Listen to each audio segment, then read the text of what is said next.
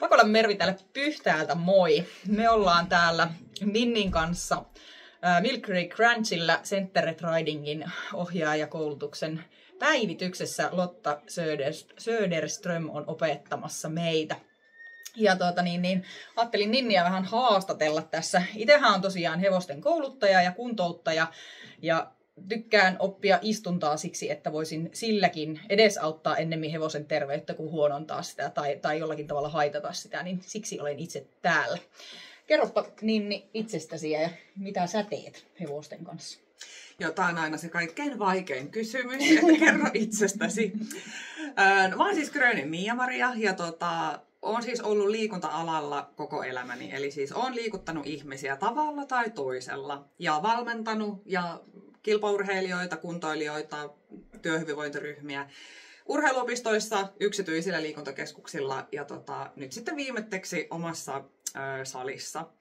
Ja olen siis ollut nyt yrittäjänä ehkä jonkun 12-13 vuotta ja valmennan siis ihmisiä. Se on oikeastaan niin kuin se mä valmennan ihmisiä. Mitä sä valmennat ihmisille? No siis se vähän riippuu tietenkin siitä, että mikä sillä ihmisellä on tavoitteena ja sitten, että mitkä sen lähtökohdat on. Eli sitten niin täytyy tavallaan, tietenkin aina siis terveyttä ja hyvinvointia. Joo. Että sitä lähdetään hakemaan ja sitä halutaan aina parantaa, että se elämä jollakin tapaa tulisi vähän paremmaksi. Mutta se, että miten sitä lähdetään sitten muuttamaan, niin se on hyvin yksilöllistä. Että kun meille ihmisille, niin kuin hevosille, niin joillekin sopii toinen ja joillekin sopii toinen. Ja sitten tavallaan vähän, että mistä tulokulmasta, että mikä on se tulokulma, että mihin me lähdetään ensimmäisenä kiinnittää huomiota. Miten hevoset sopii tähän kuvioon? No siis mähän itse, aivan. Mä itse olen siis 6 vuotta sitten, menin siis alkeiskurssille ratsastamaan. Ja koska mä olen siis itse liikunnallinen ihminen ja olen harrastanut kilpaurheilua ja on ehkä, jos nyt mietitään semmoista normaalia kuntoliikkujaa, niin on vähän, tietenkin kun mä nyt olen opiskellut liikunnan ohjaajaksi, niin ne keholliset taidot on paremmat. Ja aloitin siis itse sen ratsastamisen ja sitten mä tajusin silloin, siis aloin lyömään päätäni seinään, että miten voi olla tällainen urheilulaji, mitä mä en osaa karrikoidusti, että miten voi olla, että mä en osaa tätä ja että miten tää on näin vaikeeta. Ja sitten kun mä näin tietenkin sen, että minkälaista on että minkälaiseksi sen ratsastamisen voi oikeasti saada, että miltä se voi näyttää. Ihana kopse kuuluu. Joo, että ollaan tallissa. Että miltä se ratsastus voi näyttää, ja se mun ratsastus ei todellakaan näyttänyt sille. Niin sitten mä päätin, että nyt tähän on tehtävä muutos, että mä halusin lähteä sitä mun omaa ratsastusta kehittämään. Ja kun mä lähdin sitä kehittämään, ja tietenkin sitten aloin juttelemaan valmentajien kanssa ja pohtiin niitä asioita ja että kysymään neuvoja tietenkin, että nyt opettakaa, minä haluan oppia tämän, opettakaa. Niin sitten siinä samassa tuoksinnassa sitten mä huomasin, että ratsastajat ei siis harrasta liikuntaa. Joo. Ja sitten se oli mulle vähän semmoinen, olin ehkä vähän yllättynyt jopa, että miten voi olla, että tämä on kuitenkin kilpaurheilun laji. Ja jokaisella kilpaurheilijalla, ihan sama mikä se laji on, niin me tehdään aina fysiikkaharjoittelua. Ja mä olin tottunut siihen, että kun oli eri lajien, mulla on esimerkiksi ollut tämmöinen jetski-taitoajaja. Okei. Joo, valmennettavana, jolle mä tein sitten sen fysiikkaohjelman. Niin sitten mä mietin, että mitä voi olla, että tämähän vaatii ihan hirvittävän paljon kehon hallintaa, että miksi ei treenata. Että miten se oli jotenkin niin semmoinen kaukainen ajatus. Ja sitten tietenkin sitten ne valmentajat siinä kohtaa, joilta mä sain apua paljon, niin sitten mä huomasin, että miten sä oot noin kankea. Niin, sitten se tavallaan siitä lähti, että okei, hei, nyt come on, että nyt ratsastaja täytyy myös tehdä jotain. Joo. Ja sitten mä yhdistin nämä kaksi, eli mä tavallaan itse kiinnostuin mun omien taitojen takia siitä, että miten me istutaan hevosen selässä. Ja sitten sitä kautta mä rupesin tietenkin sitten miettimään, että miten me voidaan istua paremmin siellä hevosen selässä, että miten me voidaan fyysisesti tehdä että me voitaisiin istua paremmin siellä hevosen selässä, niin kuin muualla kuin siellä hevosen selässä. Joo. Niin sillä mä niin kuin sit tavallaan siitä tuli niin kuin se mun uusi tavallaan palo tähän niin kuin mun niin kuin alalle. Kyllä. Voit hyödyntää sitä pitkää kokemusta. Joo, kyllä. Kyllä. Joo, ja mä oon aikanaan siis opiskellut myös personal traineriksi, että mä itse huomasin, että siis ruoka vaikutti muhun sille, että siis väsytti mua. Ja sitten mä rupesin oppimaan, että miten paljon hyvää me voidaan tehdä sillä ruoalla, ja kun se valitaan niin, että mikä mulle sopii, koska mulle ei tosiaan sovi siis kaikki ruuat. Kyllä. Ja sit just sitä liikuntaa. Kun mä oon tykännyt kanssa aina harrastaa paljon liikuntaa, niin mä ymmärrän hirveän hyvin tuon sun näkökulman tästä, vaikka mä en aina ehdikään harrastaa muuta. Niin. Että talvella kävin itse salilla. Ja kyllä sen kyllä huomasi sitten kaikessa muussa tekemisessä, että miten paljon helpompaa se on sitten, kun tekee sitä muuta myöskin. Ja itse haluan kaikella mun tekemisellä ennemmin parantaa hevosen hyvinvointia, kuin mitenkään haitata sitä. Ja istunta on yksi asia, eli kun istunnalla tietysti voidaan myös haitata hevosta tai edesauttaa sitä tekemään niitä asioita, mitä me siltä halutaan. Tai voidaan edesauttaa sitä, että se kehittää sellaista lihaksistoa, että se jaksaa meitä kantaa tai muuta. Niin se mun mielestä sopii hirveän hyvin tähän. Ja jotta se istunta saadaan hallittua, niin kuin täällä siis huomaa, kun rupeaa muuttelemaan niitä huonoja tapoja aina parempaan, niin sitä lihaskuntoa ihan oikeasti vaaditaan. Siis kyllä. Ja nyt, esimerkiksi nyt tällä edellisellä tunnilla, mitä me tehtiin, että me oltiin kevyessä istunnassa ja meidän piti koota hevosta. Kyllä. Niin ei ollut ihan sellainen, että kyllähän me tietenkin hienosti koottiin siellä. Kyllä tosi. Joo, mutta että tavallaan, että sä oot irrallisena hevosesta ja sä joudut siellä rupea käyttää sun vatsalihaksia, että sä haluat kokoista hevosta, niin oli aika haastavan tehtävän meille laittaa. Joo, kyllä, ja jossain kohtaa tuli semmoinen mieleen, että no niin, nyt mä joudun ihan oikeasti töihin täällä. Monta kierrosta kevyessä istunnassa, ja no niin, nyt kokoat sitä sieltä vatsalihaksille. Kyllä, joo. Siellä kattoako nyt pois kuivat. Kyllä. Mutta näin se on. Kyllä. Ja kun mä näen sen hevosen hyvinvoinnin niin isona kokonaisuutena, mä oon yrittänyt itse opetella monesta eri näkökulmasta sitä, että mitä hyvää mä voin just tehdä sen hevosen hyvinvoinnin eteen, niin mun mielestä tämä sun näkökulma on yksi osa sitä, eli ratsastajan fysiikka ja istunta myöskin. Niin on myös tosi tärkeitä, ja mun mielestä myös ratsastajan henkinen hyvinvointi ja fyysinen hyvinvointi, koska ne vaikuttaa myös ihan valtavasti hevosen hyvinvointiin, koska me vaikutetaan sen hevosen elämään kuitenkin päivittäin. Jos me voidaan hyvin, niin hevosen on helpompi voida hyvin. Jos me voidaan huonosti olla väsyneitä, masentuneita tai pahalla päällä, niin totta kai se vaikuttaa siihen hevoseen myöskin, niin kuin kaikkiin muihinkin ympärillä oleviin ihmisiin tai eläimiin. Kyllä.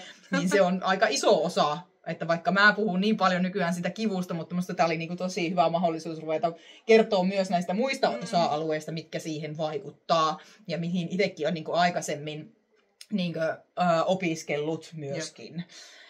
Ja että just se, kun mä tiedän se, että miten sillä ruoalla voi saada itsensä myös väsymään. Ja kun yksi ongelma mun mielestä hevosalan yrittäjillä on siis se, että me ei keretä syödä. Meillä on liian pitkiä ruokailuvälejä.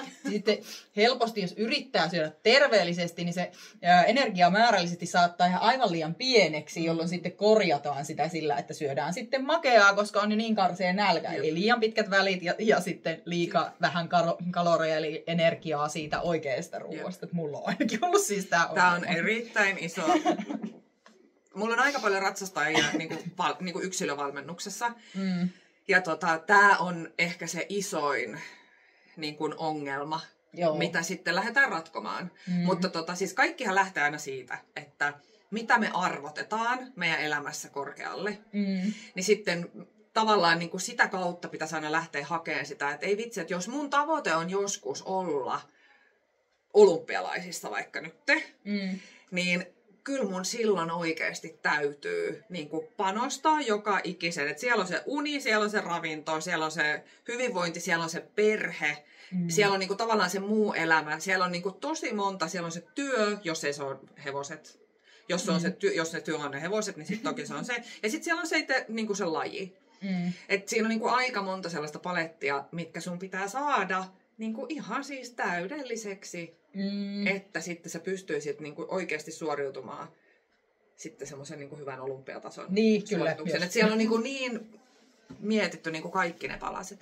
Mutta siis totta kai jokainen tekee aina omalla niin kuin, tasollansa niitä, mutta että heti se, että minkä sä arvotat tarpeeksi korkealle elämässä, niin se ihminen sen tekee. Kyllä. Että se on vähän sellaista niin kuin, leikkimistä, eikä ihan paljon, tai siis vähääkään, vaan siis aika paljonkin sen oman mielen kanssa. Ja että sä joudut koko ajan sitä mieltä myös niin kuin sparraamaan siinä, että nyt jos mun tavoite on päästä sinne GP-kisoihin, niin tämä nyt, että mä jätän syömättä, ei palvele sitä mun lopputulosta, mihin mä niin kuin haluan. Kyllä. Joo, ja mä tykkään siitä, että nykyään puhutaan enemmän myös niin kuin meidän ihmisten siis hyvinvoinnista, että kun mun mielestä aikaisemmin se oli hirveän semmoista niin kuin puskemista asioissa niin kuin väkisin, mutta nyt ymmärretään siis se, että kun me voidaan hyvin, niin sitten me voidaan niin kuin antaa oikeasti ympärille paljon helpommin asioita. Eli että on oikeasti tärkeää pitää itsestään huolta, ja varsinkin jos on yrittäjä ja vielä jos tekee ruumiillista työtä tai muuta, tai on joku muu iso haaste siinä elämässä, niin on mun mielestä niin kuin erityisen tärkeää pitää huolta myös itsestään. On, todella. Et ensin se pelastusliike itselle, tai kyllä. Mikä happimaski, mikä niin, se on, ja sitten sinne kaverille. Joo. No oikeastaan tässä varmaan oli ehkä ne tärkeimmät. Joo. Onko sulla vielä jotakin, minkä haluat kertoa mun seuraajille? No jotain tärkeää. Jotain tosi tärkeää. On siis ihan nyt niin kuin se, minkä mä oon niin kuin itse oppinut tässä ratsastamisessa, että se oman kehon käyttö, että sillä on ihan hirvittävän suuri merkitys. Ja se, että me ei niin kuin voida jättää sitä tavallaan niin kuin, jättää sitä vastuuta vaan sille hevoselle, että se hevonen vaan kertoo meille, että istutaanko me oikein vai istutaanko me väärin. Vaan että meidän pitää niinku itse ottaa siitä myös vastuuta sen hevosen ulkopuolella. Eli siis toisin sanoen, tehdä erilaisia harjoituksia. Niin, että sitten kun sä menet sinne hevosen selkään, niin sun on paljon helpompi lähteä korjaamaan niitä asioita, kun sulle annetaan vaikka ohje, että nyt sun täytyy korjata toi asia, niin sä selvästi tiedostat sen asian, että mikä siellä kehossa mahdollisesti on vähän vinksallaan ja miten se pitää korjata ja miten sen voi ylläpitää. Niin sitten se, että mitä enemmän sä vaan niin kuin teet oman kehon kanssa töitä, niin sen helpommaksi se kaikki se korjaaminen muuttuu siellä hevosen selässä. Ja sitähän se niin kuin on. Et mehän siis korjataan meidän kehoa koko ajan hevosen selässä. Ja mitä taitavampi sä olet niin kuin korjaamaan itseäsi, niin sen taitavemmin sä niin kuin kehityt siinä koko ajan. Kyllä. Ja mä näen tässä myös niin kuin istunnassa yhtenä tärkeänä sen, että kuuntelee sillä lailla sitä hevosta. Että niin kuin mä monessa muussa asiassa puhun siitä, että kuunnellaan sitä hevosta. Että mehän niin kuin kommunikoidaan hevosen kanssa tosi monin tavoin. Ja selästä se yksi kommunikointitapa on se istunta. Koska me ollaan niin kuin lantiolla kiinni lähinnä siinä hevosessa ja sitä kautta. Ja tietysti muiden apujen kautta niin kuin kommunikoidaan. Me keskustellaan hevosen kanssa. Kun hevonen ei osaa puhua, me voidaan jotakin äänikäskyjä sen kanssa käyttää, mutta ratsastaessa me pitkälti käytetään istuntaa. Ja mitä enemmän me saadaan kerrottua asioita istunnalla, niin sitä vähemmän me tarvitaan niitä voimakkaampia apuja, kuten kättä pidättämiseen tai jalkaa eteenpäin pyytämiseen tai vaikka kokoamiseen. Eli mitä enemmän saadaan keskivartalosta, lantiosta pyydettyä asioita, niin kuin esimerkiksi se, että meillä oli kokoamisharjoitus niin kuin siinä kevyessä istunnassa, että se ihan oikeasti tulee sieltä istunnasta, että ei koota vetämällä kädellä. Vaikka me ollaan kädellisiä, niin mehän hirveän mielellään tehtäisiin kädellä niitä asioita. Mutta siinä on ihan valtava ero siinä myöskin, että minkälaisella rentoudella ja millä asenteella se hevonen tekee niitä asioita. Että jos me ollaan ensimmäisenä aina sanomassa sillä kovalla avulla, sillä kädellä tai pohkeella, ja sitten meidän istunto sanoo kaiken lisäksi vielä toista, että lantio sanoo, että laita selkä alas, ja sitten jalka ja ohje sanoo, että laita selkä ylös, niin todennäköisesti se selkä jää alas. Jep. Kyllä. Että se on siksi mun mielestä ihan tosi tärkeää. Ja sitten vielä tiedostaa myöskin siis se, että miltä sen hevosen oikeasti pitäisi näyttää silloin, kun se liikkuu oikein. Ja miltä se vielä niin kuin tuntuu silloin sulle tänne, kun se liikkuu oikein. Koska tosi paljon vielä näkee sitä, että se on muka peräänannossa, mutta siis rintakehä on ihan alhaalla ja sitten se kyllä, on semmoisessa... semmoinen... Niin, kyllä. Että ei oikeasti liiku oikein. Ja kun mä tiedän sen... Jo itse, että miten erilaiselta hevonen tuntuu, kun se rupeaa liikkuu oikeinpäin ja käyttää oikeasti keskivartaloa, kun sieltä rupeaa tulee joustoa selästä, niin siellä on myös siis tosi paljon helpompi istua. Et niin kauan kun se liikkuu väärin, niin se liike on vähän semmoista töksästelevää ja siellä on oikeasti paljon vaikeampi myös siis istua. Eli sitten kun haluaa semmoista harmonista ratsastamista, niin... alkuun joutuu tekemään töitä, jotta pystyy mahdollistamaan sen, että hevonen voisi liikkua mahdollisimman oikein, mikä tarkoittaa siis mahdollisimman terveellä tavalla sille, ja se helpottaa myös sitten sitä siellä selässä istumista ja kaikkia apujen käyttöä, ja se helpottaa sitä, että hevonen voi vastata niihin meidän apuihin sillä tavalla, kun me toivotaan. Se voi tehdä niitä asioita. Eli sen on vaikeampi esimerkiksi taipua, jos sillä on rintakehä alhaalla. Rintakehä ylhäällä on helpompaa taipua, ja niin edelleen. Okei, mahtavaa. Kyllä. Kiitos haastattelusta. Tämä oli hyvä keskustelu. Hei, kiitos. Tämä oli oikein hyvä keskustelu. Tällä extempore täällä koulutuksessa. Tämä oli oikein hyvä. Kiitos kun pyysit. No niin. Hei vaan.